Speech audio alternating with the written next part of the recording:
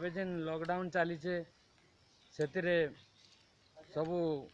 कटकणा रही आमर होटेल आउ नाश्ता दुकान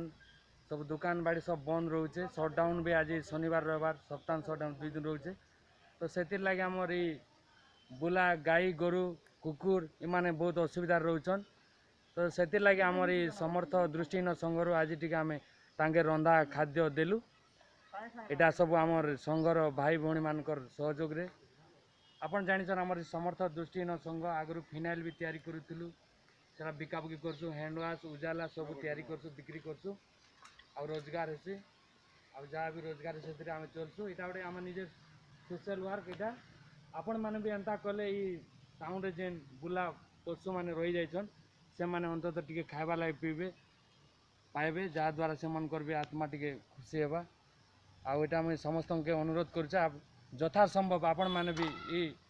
परी कार्यक्रम के आगे नेबे इटा आपण मान के मोर अनुरोध मुझे आपण मान को अनुरोध रखुची।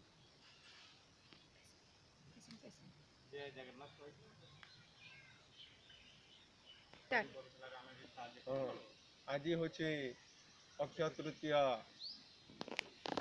संक्रांति तुष संक्रांति दिन मु आज गत 14 तारिख रे मोर झील को आनी जद्वारा कि असुविधा हवा जोगु दृष्टिहीन संघरे आसी मु तांकर क्वार्टर रे रही थी। आज लॉकडाउन हेतु गाई बलद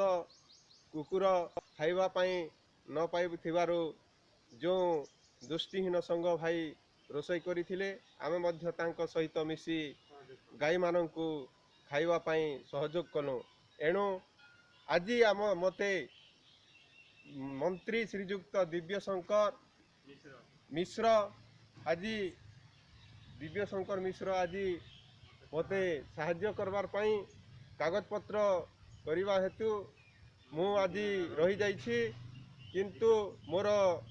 कागज पत्र हैला मात्र कि मते बालको हॉस्पिटल को पठाई पाई चेष्टा करिसंती एणु मु अनुरोध करुछि समस्त को मोर झीर दुख दूर करवार पई मु श्रीजुक्त मिश्र को कोटि कोटि धन्यवाद देवी एति कही मु जय हिंद करुछि। जय जगन्नाथ।